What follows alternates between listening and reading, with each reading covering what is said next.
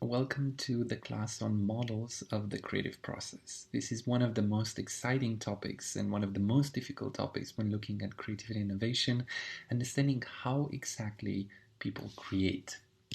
So, of course, when we address this question, we have a lot of support from accounts of famous creators, like Stravinsky, for instance, who said about creating one of his iconic works, the Sacré du Printemps, the Rite of Spring, that one day in 1910 was that day when I was finishing the last pages of L'Oiseau du Feu in St. Petersburg. I had a fleeting vision. I saw in my imagination a solemn pagan rite, sage elders sit in a circle, watching a young girl dance herself to death.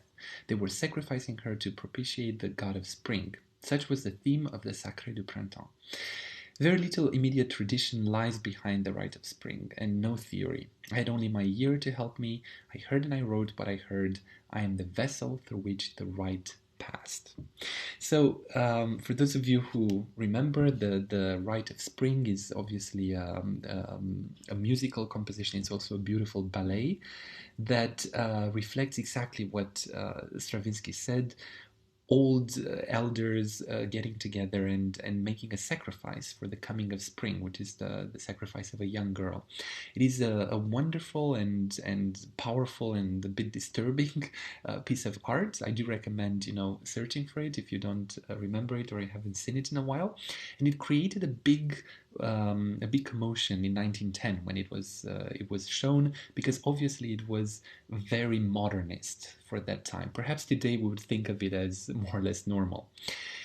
What's interesting here is that if we look at what Stravinsky said about creativity, we don't fully get to understand what is the psychological process of creating. If you remember from the previous time when we looked at approaches to creativity innovation, I did mention that one of the first ways in which we understand creativity has to do with divine inspiration, this idea of being filled by inspiration from divinity from above. This is practically what Stravinsky is proposing. Yeah, I had only my ear to help me. I heard and I wrote what I heard. I am the vessel through which the rite passed. Is the definition of that. But the interesting dilemma is that when you want to study and understand what happens with creativity and innovation, science often builds predictive models. So we try to understand creativity as starting from state A and going to state B and C, and that's how we have a certain level of prediction about what is going to happen. But creativity and innovation, if you remember again the definition of creativity, novelty, originality, value, it has to do with something surprising. They're both very hard to predict. If we could predict them, it wouldn't be creativity and innovation. Creativity is open-ended. Innovation is an emergent phenomenon. So how can we really study, conceptualize the creative process? Well, let's go back to another creator, this time Henri Poincaré, who was a famous mathematician, who said the following: for 15 days I strove to prove that there could not be any functions like those I have since called Fuchsian functions. I was then very ignorant. Every day I seated myself at my work table, stayed an hour or two, tried a great number of combinations and reached no results. One evening, contrary to my custom, I drank black coffee and could not sleep. Ideas rose in crowds. I felt them collide until pairs interlocked, so to speak, making a stable combination. By the next morning, I had established the existence of a class of Fuchsian functions. Those which come from the hypergeometric series, I had only to write out the results, which took but a few hours.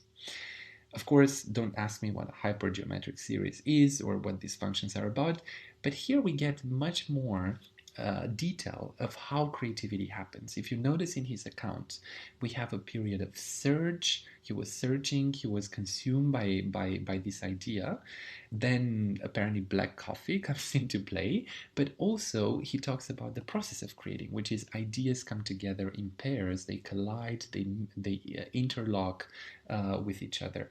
And then after this period of insight, this aha moment, then you have a moment where you write down the results, and perhaps it's a bit less exciting. So Poincaré and other people inspired creativity researchers like Wallace to propose what is one of the well-known, the best-known models of creativity, stage model, the four-stage model of creativity. So it wasn't only Poincaré. Von Helmholtz also described how happy ideas come unexpectedly without effort, like an inspiration. So this idea of illumination and insight, that creativity comes in a moment, a flash of insight. Wallace in 1926, so many, many years ago, formulated this four-stage model. When you create, you go more or less through these stages of preparation, incubation, illumination, and verification. So what are these stages? Preparation is when you make a preliminary analysis of the situation or the problem at hand. You define it, you gather material. So you prepare, if you're a mathematician, you read everything, you read about the functions you're doing, you make preliminary calculations and so on. Incubation is very interesting because it is the moment in the creative process where you actually take a break. You disconnect from your problem. So there is no conscious activity, but presumably there is a lot of unconscious processing and activity. The person can either relax or work on other problems. And I think perhaps in your creative experience, you notice that a lot of good ideas come after you sleep, after a good night's sleep, for instance, or when you work on something else, suddenly you have an idea, I realize now what the solution is for this other problem.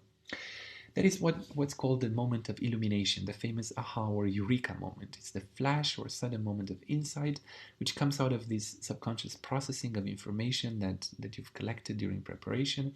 It's very sensitive and easily disturbed if someone interrupts you or if you don't drink the right amount of coffee, what Poincaré would say, perhaps you don't get to this stage of illumination. Last but not least is verification. You verify, again, it's conscious work, the way preparation is, and it involves checking, testing, refining the solution, and so on. This model, 1926, is also very much related to the way we looked at psychology and psychic functions at the time. So it's very much influenced, for instance, by psychoanalysis. That is why we have this emphasis on incubation. The unconscious comes in and processes the information we have. If we leap forward from 26 to 1996, so a bit more recent, scholars like Teresa Amabile and others, we still see the stage model of creativity. Yeah, so there's still four stages. In Amabile's model, you have problem or task identification, which looks a little bit like preparation. Yeah, you will have to identify your problem. Then you have preparation per se, gathering, reactivating elements, and so on. Then you have response generation when you seek and produce potential ideas that might not be the right idea, but a range of ideas. And finally, you have response validation and communication when you actually test these possible responses against your set criteria. So, others add even other stages. For instance, then you make decisions regarding future work and so on. What we notice here, what disappeared, are these incubation and illumination moments, right? So this is was very much specific for psychoanalysis, the moment of insight. Here is much more of a cognitive way of looking at creativity. What happens when you create is that basically you have problem identification and definition, you prepare, you generate ideas, and then you evaluate them. It's a very kind of dry model of information processing. And this actually comes out of a longer historical trajectory, a movement, sometimes around the 1950s, when I mentioned Guilford also in the previous lecture, and the fact that the I paradigm of creativity emerged at the time in many ways, that people started focusing from phases to processes of creativity. So Guilford said that it is not incubation itself that we find of great interest. It is the nature of the processes that occur during the latent period of incubation, as well as before it and after it. This is what is of interest. So what happens during a phase, within a phase? Because of course, when Wallace proposed the four phases, he didn't necessarily see them as a linear kind of process. You always go from phase A to B and so on. He did see it as a movement back and forth between different phases. But what happens within the phase? Guilford proposed different processes of creativity: problem definition and redefinition. Amabile also talked about problem identification, divergent thinking, synthesis, reorganization, analysis, evaluation, and so on. Divergent thinking in particular, if you remember from the exercise you did last week for the class, it's this process by which you generate multiple ideas, multiple solutions, instead of focusing or generating only one and best solution, which is convergent thinking. So a new focus emerged in the literature, not general phases, but processes and sub-processes of creativity. And then, of course, these processes tend to be very much individual, very much about the mind of people. And there are other models yet emerging from the 1980s onwards that are more social models, and they look at the process of creativity and innovation in the relation between people and their environment. Csikszentmihalyi proposed from the 80s what is known as the systemic model of creativity. It postulates basically that creativity equally depends on the individual, so the psychology of the person, on a field, which is the social arena, the gatekeepers, the social connections, and the domain, which is the cultural area that the person is contributing to. So one cannot understand creativity and the creative process without understanding the relations taking place between individuals and society, individuals and other gatekeepers and members of the field, and the relation between the new thing being produced and the domain of culture that is going to be integrated in. So a question is, because we've been talking quite a lot about creativity, what does this tell us about innovation? Obviously, in innovation, if you remember again from last class, the focus is less on generating ideas and more on how you implement ideas. And when it comes to idea implementation, society and culture play a big part. So let's take the post-it note. Maybe some of you are familiar with the story of the post-it note. If not, you're going to hear it now because I think it captures something quite essential about the process of innovation. So let's go through the history of it. In 1968, Spencer Silver, who was a chemist in the US, tried to develop a super strong adhesive, so a very strong glue.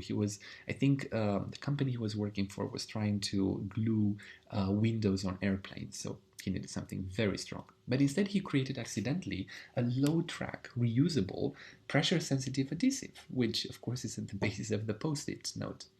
Silver promoted his invention among colleagues and in seminars, but with no success. It was 6 years later, in 1974, that another person, a colleague, Art Fry, attended one of the seminars, and afterwards, when he was in church and singing from the hymn book, he was thinking, I wish I had something that I could stick on the page, find my place in the hymn book, but it would not destroy the page, obviously. So that's how he came allegedly with the idea of the post-it, being in church and doing something completely different and letting this idea basically incubate. And then he had the aha moment. The first products were released only in 1977, so again, more years passed under the name Press and Peel. That was the first name of the post-it note. You would think that from there it was smooth sailing. Well, it wasn't. In 1978, free samples were offered to users in Idaho, and 94% say they wanted to buy the product. So initially, people did not know what this product was, so they had to offer free samples to users in order to convince them. April 1980, US stores received their first post-it notes. In 1981, they reached Canada and Europe. In 2003, the company produced the post-it brand Super Sticky Notes, so they started playing with how strong the adhesive was. And another fun fact is that the classical yellow color that we see even in the corner top right of the screen was apparently chosen by accident when the team next door had a scrap of paper of this color when they were trying to use the glue. So that's how we get this yellow color apparently. So what does this story tell us? How do we innovate in real-life contexts? This story shows us that innovation, just like creativity, is a much more complicated process than just going from one stage to the next. Sometimes we actually discover a solution, like the glue, that has no problem. The problem it was meant to solve was a very different problem, sticking windows on airplanes. But what we have is actually different people at different moments in time contributing to discover what is the creativity, what is the creative value of a certain product. That is in many ways the story of innovation, and in a future class we're going to talk about co-creation and user innovation, and we're going to come back exactly to these ideas. So to sum up, some of the oldest models of creativity and innovation are stage models. More recently, the focus has shifted from different stages to the processes, what happens within these stages. But sadly, many of them remain largely cognitive. It's about different kinds of thinking, of organizing information, of identifying problems, and so on. We need to work much more on the social approaches and material approaches that look at how we interact with others when we create, in the way the post-it note history demonstrates, and also how we use objects and technologies to create. In the end, the creative process is very much cyclical, a back and forth movement between stages and processes, and it involves not one person, but very often multiple creators, multiple audiences, and the use of various cultural tools.